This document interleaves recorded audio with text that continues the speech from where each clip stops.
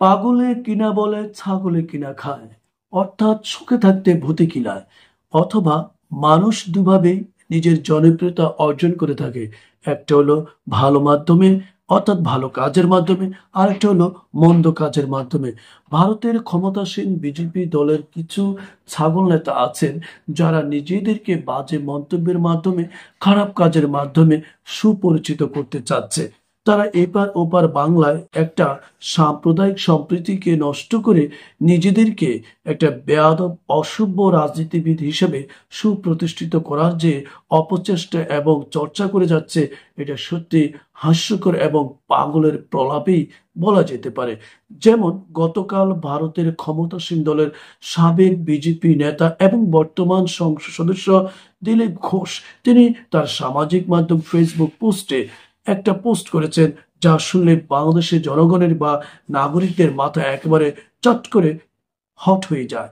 সেটা হলো, তিনি লিখেছেন, বাংলাদেশের পণ্য বয়কট করতে হবে। বাংলাদেশের পণ্য বয়কট করতে হবে। প্রিয় দর্শক, বুঝতে পেরেছেন? এবার বুঝুন, বাংলাদেশি পণ্য ভারত আর কয়টাই বা চলে? কয়টাই বা চলে? হাতে গোনা অল্প কয়েকটা। আপনি খুঁজলে তেমন একটা পাবেন না। বিশাল একটি ভারতীয় রাষ্ট্রে বাংলাদেশের পণ্য অতি সামান্য চলে, কিন্তু ভারতের পণ্য বাংলাদেশে এত বেশি চলে যে বরং ভারতীয় পণ্যের জ্বালায় বাংলাদেশি পণ্য আপনি খুঁজে পেতেও কষ্ট হবে।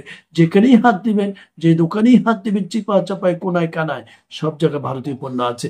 তাহলে ভারতীয় পণ্য যদি বাংলাদেশিরা সত্যি সত্যি বয়কট করে, তাহলে ক্ষতি কি ভারতের হবে না বাংলাদেশের হবে? আমরা বিশ্বাস করি অবশ্যই ভারতের বেশি ক্ষতি হবে। কারণ বাংলাদেশ হলো ভারতের চতুর্থতম বাণিজ্যিক একটা স্থান, যেখান থেকে তারা রাজস্ব আয় করে থাকে 17 মিলিয়ন মিলিয়ন ডলার। এটা বুঝতে হবে। তাহলে এই যে ক্ষমতাসীন দলের বিজেপি নেতা দিলীপ ঘোষ, তিনি আসলে নিজেকে চাঙ্গা করে যে পাঙ্গা লড়াইয়ে চেষ্টা করছেন এবং দাঙ্গা বাজানোর যে অপচেষ্টায় তিনি নেমেছেন, তিনি শুভেন্দুর মতো পাগল হয়ে যাচ্ছেন, তিনি ময়ূকের মতো পাগল হয়ে যাচ্ছেন। অর্থাৎ দুই পাগল নয়, এখন তিন পাগলে বসবে মেলা। ভারতের এবার ঠেলাও সামলা। এখন ভারতের আবার কিছু নেটিজেন আছে যারা লিখেছে মন্তব্যের ঘরে, বাংলাদেশের পণ্য কয়টা বা আছে আর কয়টা বা আমরা বয়কট করব। আবার কেউ একজন লিখেছে, বরং ভারতে পণ্য বাংলাদেশের চেয়ে বাংলাদেশেই ভারতের পণ্য সবচেয়ে বেশি, এতে ভারতের ক্ষতি হবে বেশি। আবার আরেকজন লিখেছে, যদি ভারতে বাংলাদেশের পণ্য কোনো জনগণ বা কেউ কিনে, তাহলে তাকে তারা প্রতিহত করবে, অর্থাৎ তাকে তারা প্রয়োজনে গায়ে হাত তুলবে। আপনারা জানেন, ভারতের জনগণ, ভারতের হিন্দুত্ববাদী যারা রয়েছে, তারা কিন্তু একেবারে উগ্র এবং তাদের মেজাজ সবসময় হট থাকে। তারা সুযোগ পেলে মুসলমানের প্রতি কিন্তু তারা ঝাঁপিয়ে পড়ে, অর্থাৎ গায়ে হাত তুলে আক্রমণ করে, এবং এটাকে তারা একটা পুণ্যের কাজ মনে করে। মুসলমানদেরকে প্রতিহত করতে পারলেই তারা কিন্তু এটাকে একটা পুণ্যের কাজ মনে করে।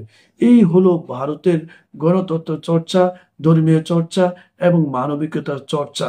এখন এই দিলীপ ঘোষ, ময়ূখ রঞ্জন এবং শুভেন্দু, এই তিন পাগলের মেলা, অর্থাৎ তিনজনই কিন্তু পুরুষ, তিনজনই রাম ছাগল। এই তিন রাম ছাগলকেই সামাল দিতে হবে এখন ভারতীয়দের।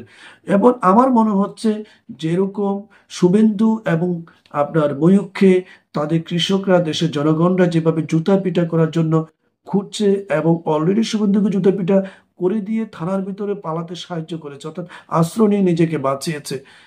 এবং ময়ূকরঞ্জন তো বাসা থেকেই বের হতে পারছে না, তার বাসার চারপাশে কৃষকরা লাঠি ছোটা নিয়ে, জুতা মালা নিয়ে অপেক্ষা করে, এবং পেঁয়াজ, আলু, টমেটো এগুলো সব তার বাসার চারপাশে বিছিয়ে রেখেছে। আপনারা জানেন যে সেখানে পেঁয়াজ বা আড়াই টাকা করে চলে পেঁয়াজ। এই আড়াই টাকা পেঁয়াজ তার কৃষকরা সার, পণ্য, কৃষি এগুলো খরচ কিভাবে উঠাবে, তাই না? এখন যদি এই যে সত্যি সত্যি বয়কটের উপর খেপে গিয়ে বাংলাদেশের নেটিজেনরা এবং বাংলাদেশে যারা লিড করছে, যারা মিডিয়া ব্যক্তিত্ব রয়েছে, রাজনৈতিক ব্যক্তিত্ব রয়েছে, ইনফ্লুয়েন্সার রয়েছে, তারা যদি বাংলাদেশের জনগণকে উদ্বুদ্ধ করে যে ভারতীয় পণ্য বয়কট করা, যেহেতু ভারতের বিজেপি নেতারা বা ভারতের জনগণ বাংলাদেশের পণ্য বয়কট করছে, তাহলে কিন্তু এবার ভারতের জনগণ আবার ঠিক দিলীপ ঘোষকে জুতার মালা পরার জন্য ঘোরাবে এবং তাকে খুঁজে বের করে বেদম প্রহার করবে, মারবে, কোনো সন্দেহ নেই। রাস্তাঘাটে পিটিয়ে পুটিয়ে পাঞ্জাবি, সিঁদুর মিঁদুর সব উঠে ফেলবে কিন্তু। কারণ ওদের হাতে ঘা লাগলে ওরা কিন্তু তাদের বড় নেতাকেও মারতে ছাড়ে না। তাই এই শীতের কনকনের সময়ে ভারতের বিজেপির যে ক্ষমতাসীন দলের নেতারা পাগল হয়ে যাচ্ছে, তাদেরকে নিশ্চিত কোনো হিমালয়ের বরফের নিচে ঢেকে দিয়ে মাথাটাকে ঠান্ডা করে এনে রাজনীতির মাঠে ছেড়ে দিতে হবে। তাহলে সুন্দর সুন্দর কথা বের হবে, সম্প্রীতির কথা বের হবে, ভ্রাতৃত্বের কথা বের হবে, দুরাষ্ট্রের মধ্যে সুসম্পর্ক কিভাবে বজায় রাখা যায়, দুরাষ্ট্রের জনগণকে কিভাবে একত্রতা করা যায়, কিভাবে সুন্দর প্রতিবেশী রাষ্ট্র হিসেবে সামনে ভবিষ্যতে কম্পিটিশনের যুগে এগিয়ে নেওয়া যায়, সে ধরনের পরিকল্পনা তাদের মাথা থেকে বেরোবে। নহেলে এই হিটের যুগে হট হয়ে চাঙ্গাকে পাঙ্গা করতে গিয়ে তারাই কিন্তু ক্ষতিগ্রস্ত হবে। Mind it.